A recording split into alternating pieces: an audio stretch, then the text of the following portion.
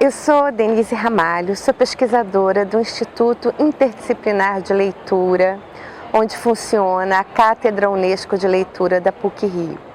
Toda a minha formação é na área de letras.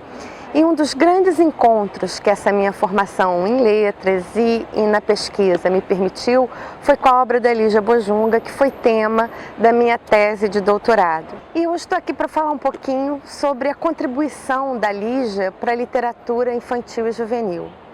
E eu queria começar primeiro falando sobre literatura infantil e juvenil, que é um rótulo que de alguma maneira a gente utiliza para categorizar uma determinada literatura, mas que na verdade não existe, né? O que existe é literatura.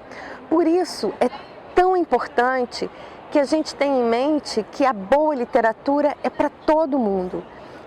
Os adultos, às vezes, se sentem, né? Isso é livro para criança. Não, não tem livro para criança. Tem boa literatura, tem bom livro e todos nós devemos estar atentos ao que se produz em boa literatura. Até porque todos nós, em potencial, somos formadores de leitores, né? Mas como existe o rótulo, como a Lígia está nesta área da literatura infanto-juvenil, vamos falar um pouquinho sobre o que é contribuição da Lígia. Isso dava uma dissertação, né? Uma tese de doutorado, como deu. Mas eu acho que talvez algumas coisas a gente possa pensar aqui.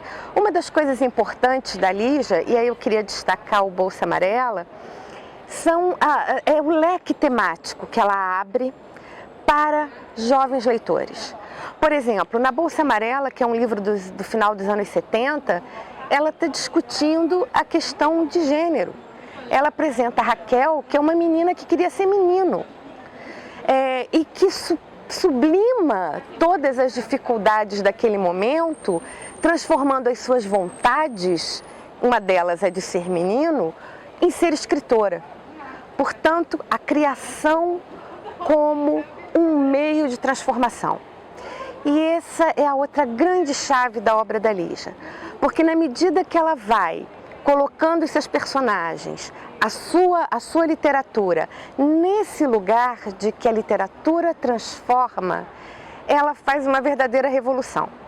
O tema do gênero da discussão de gêneros, é um dos temas que ela vai trazer para esse universo, como o do suicídio, o do estupro, o da separação, o das crises familiares. Tudo isso era, naquele momento, nos anos 70 e início dos anos 80, um verdadeiro arrojo dentro de uma literatura que se dirigia para crianças e jovens. Então, acho que esse é o primeiro grande salto dela. O segundo, como eu ia dizendo, é mostrar que a literatura tem um caráter transformador. E aí a Lígia realiza o que, para mim, eu acho que é o que tem de primoroso na obra dela, que é criar uma teoria de formação do leitor, uma verdadeira teoria da leitura dentro da sua obra. Lá na Troca e a Tarefa, um conto bem antigo, escrever é a troca que se faz para transformar a vida. Então a escrita transforma. Mais adiante, em Paisagens, ela traz o leitor para dentro da obra, para que ele navegue por outros mares. Em Ana Paz, ela diz para o seu leitor, apagando todas as fronteiras entre autor, narrador, leitor, personagem: olha, não consegui fazer Ana Paz, mas estou dando ela para vocês lerem assim mesmo. E solta Ana Paz inacabada, que ela só vai concluir em Retratos de Carolina. E, finalmente, ela nos dá esse primor, que é o Intramuros. Né? No Intramuros, todas as fronteiras que vocês possam imaginar estão completamente borradas. Quem é o autor, quem é o narrador, quem é o personagem, o leitor, a conversa com o leitor, o personagem conversa com o leitor, o autor conversa com o leitor, o narrador conversa com o leitor. Ou seja, ela cria um espaço em que o leitor pode experimentar a literatura, a narrativa, como uma verdadeira experiência de vida. Da mesma forma que não há fronteiras entre as categorias, não há fronteiras entre o que é imaginado e o que é real. Porque o que está aqui, o que está ficcionalizado, está contextualizado na vida do leitor. Ela se aproxima muito com aquele contador oral, ancestral, né, que dividia a experiência da tribo com as novas gerações, e essas vozes iam se misturando, iam reproduzindo essas histórias ad eterno. Ela faz com que o leitor perceba que a sua experiência na leitura se transporta para o mundo real e é transformadora.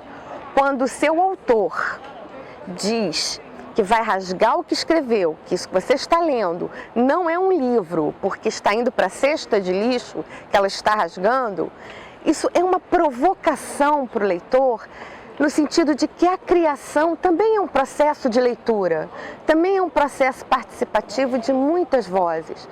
Então, estou falando de uma maneira muito rápida, de uma coisa que é muito complexa, né? Mas o que a gente pode perceber é que há uma proposta. Aquele leitor que começou lá pelos colegas e chegou em Intramuros, com certeza é um leitor que se formou na chave da transformação.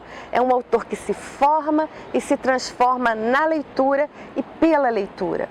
Então, penso eu que a questão temática e essa questão da leitura, dessa teoria, dessa proposta de formação do leitor, são as contribuições fundamentais que uma escritora grandiosa faz como a Lígia.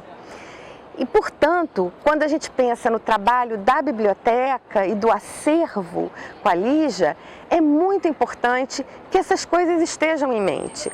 Que a pessoa que vai lidar com esse acervo, que vai mediar essa leitura, possa estar ciente de que pode explorar tudo isso, de que pode explorar esse leque temático, que é tão...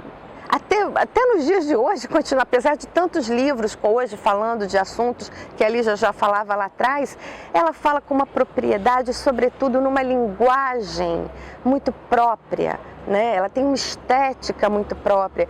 Então é importante que, ao trabalhar esse acervo da Lígia, o bibliotecário, o mediador de leitura, na sala de leitura, na biblioteca, esteja atento para essas possibilidades a explorar. Os núcleos temáticos, a participação do leitor, a importância do texto como experiência, da criação literária como uma criação que transforma também a vida, que cria novos imaginários que transformem a vida. E eu espero que, de alguma maneira, essa pequena conversa possa ter